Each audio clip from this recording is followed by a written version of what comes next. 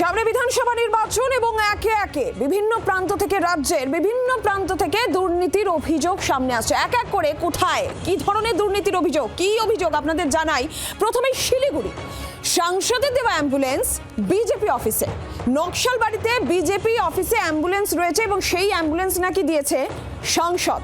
এবং এই জায়গা থেকে প্রশ্ন যে সচল অ্যাম্বুলেন্স পার্টি অফিসে কি করছে, আর এই নিয়েই বিজেপিকে তীব্র আক্রমণ করেছে তৃণমূল কংগ্রেস। এমনই অভিযোগ সামনে আসছে নকশালবাড়িতে।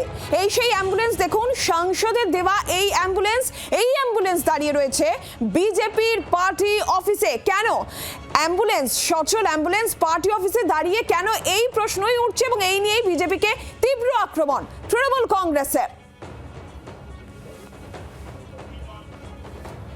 অ্যাম্বুলেন্সটা তো জনসাধারণের জন্য ব্যবহারই হয়নি, সেটাকে এখন দেখা যাচ্ছে যে বিজেপির কার্যালয়। তো এরকম কোথাও ঘটনা শুনবেন না যে আমাদের অ্যাম্বুলেন্স কারো তৃণমূল কংগ্রেসের কোথাও পশ্চিমবঙ্গের কোনো কার্যালয়, কারণ ওরা তো একটা দিয়েছে, কারণ ওরা তো কাজ করেনি। এটা শুনলাম তাও একটা অ্যাম্বুলেন্স দিয়েছিল, তাও ইউজলেস। এরা যে ভাওতাবাজ সেটার আবার এখানে আবার এরা প্রমাণ দিল, এরা মানুষের জন্য কাজ করতে চায় না।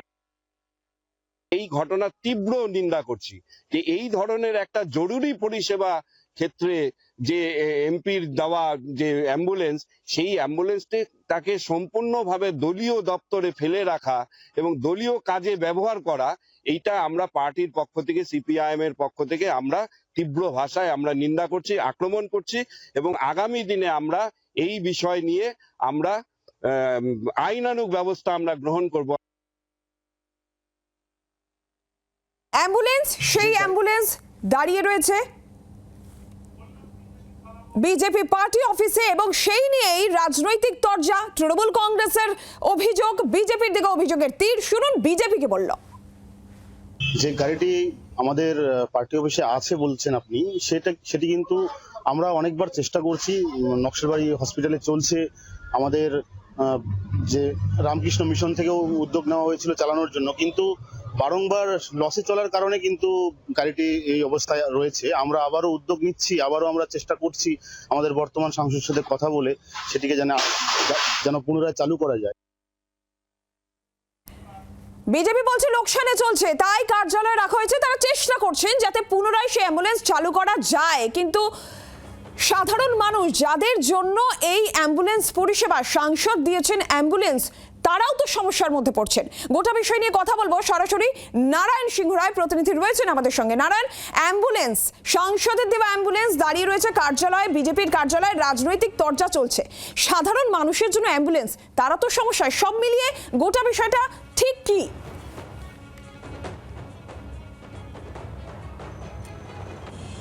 তুমি যেমন ডান বাম রাম তাদের কথা শুনলে, এই মুহূর্তে বলে রাখি 2014 সালে তৎকালীন দার্জিলিং জেলার সাংসদ SS আলুওয়ালিয়া, তার সাংসদ কোঠা থেকেই কিন্তু এই অ্যাম্বুলেন্সটি দেওয়া হয়েছিল নকশালবাড়ির একেবারে গরিব যারা খেটে খাওয়া মানুষ তাদের উদ্দেশ্যে, কারণ সেই অ্যাম্বুলেন্স রোগীকে নিয়ে যাওয়া হবে হাসপাতালে। 2 বছর নাকি ঠিকঠাক চলেছে সেই অ্যাম্বুলেন্স। পরবর্তীতে দেখা গেল বিজেপির মণ্ডল অফিসে নকশালবাড়িতে, সেখানে অ্যাম্বুলেন্সটি একদম পুরোপুরি সঠিক রয়েছে, তার বিকল হয়নি, একদম সচল অবস্থায় পড়ে রয়েছে সেই বিজেপির মণ্ডল অফিসে। তবে এই বিষয় নিয়ে 2026-এ দেখো ভোট জানিয়ে কিন্তু রাজনৈতিক তরজা শুরু হয়েছে। বলে রাখি এই অ্যাম্বুলেন্সটি নাকি বিজেপির যারা মণ্ডল সভাপতি, তার বক্তব্য নিজে বলছে খরচায় পোষাতে পারছে না, অর্থাৎ 2 বছর চালিয়েছে, তারপর নাকি খরচা উঠছে না বলেই এই একেবারে ভালো অ্যাম্বুলেন্সটি তাদের মণ্ডল পার্টি অফিসে বসিয়ে রেখেছে। জানিয়ে কিন্তু এলাকাবাসীরাও ক্ষোভ উগড়ে দিচ্ছে যে একটি সরকারি টাকায় অ্যাম্বুলেন্স কেনা হয়েছে, সাংসদ তহবিল থেকে দেওয়া হয়েছে, সেই অ্যাম্বুলেন্স আমরা ব্যবহার করতে পারছি না, সেই অ্যাম্বুলেন্স পড়ে রয়েছে বিজেপির পার্টি অফিসে। জানিয়ে কিন্তু তারাও কিন্তু নিন্দার ঝড় উঠিয়েছে। নারায়ণ, ধন্যবাদ তোমাকে। যে ছবি আপনারা দেখতে পাচ্ছিলেন, যেটা নিয়ে এই মুহূর্তে তরজা নকশালবাড়িতে, এই সেই পার্টি অফিসের দাঁড়িয়ে থাকা অ্যাম্বুলেন্স, সাংসদ তহবিলের টাকা অ্যাম্বুলেন্স, বিজেপি বলছে লোকসানে চলছে তাই জন্য দেওয়া হয়েছে। তৃণমূল কংগ্রেস পাল্টা বিজেপির দিকে অভিযোগের তীর ছুটছে। সব মিলিয়ে কিন্তু যাদের জন্য এই পরিষেবা দেওয়া হয়েছিল তারা সমস্যায়। বাংলার আওয়াজ, বাঙালির আবেগ, জি 24 ঘন্টা।